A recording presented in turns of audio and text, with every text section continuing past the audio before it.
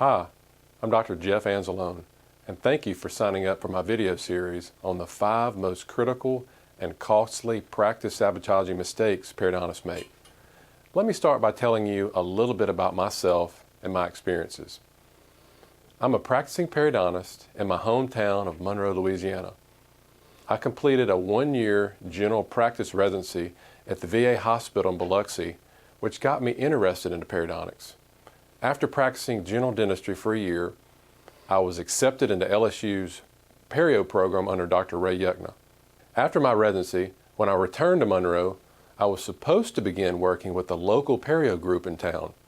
Then the week before I graduated, one of the partners in the group informed me that because of my personal issues, the deal was off the table. And as you can imagine, it was a bit stressful in the Anzalone household. So now I was flat broke and literally freaking out. I had a mortgage that I couldn't afford.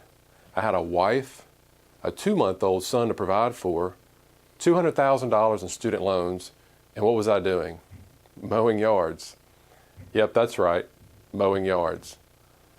Now, while I was networking and trying to figure out my next step in the periodontal world, I started up this landscape company to make ends meet. Great use of all that schooling, right?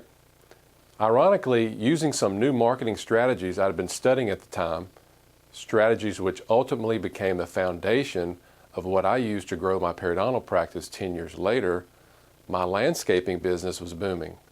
And while that was nice and allowed me to pay my bills, it was something I hoped was only short term. So now I decided to start my own practice. The good news was that a local endodontist allowed me to rent out some office space while he was renovating and use his equipment. The bad news was for the next 7 months, I had to bust my butt getting thrown some extra work whenever it was available from the endodontist, mowing yards and traveling between 2 office spaces while his renovations were going on. But I was able to keep paying my bills and eventually save up enough cash to get into my own office. That's when the real challenges started.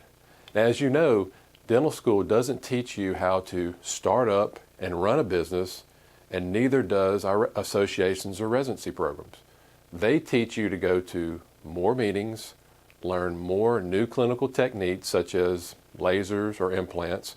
But let's be honest, none of those things will make you a dime unless you're getting the phone to ring, unless you're seeing more new patients, unless you're increasing your case acceptance rates and getting more repeat patient business. This was a painful but important lesson to learn. It kept me overwhelmed and uncertain. Certainly not the space I wanted to be in. And getting referrals was a whole new game. Now I was running around town begging and bribing general dentists for new business. This just felt wrong, and I knew there had to be a better way. So after a year or so of trying to figure out a different way of doing things, I finally cracked the code and began seeing some really nice results.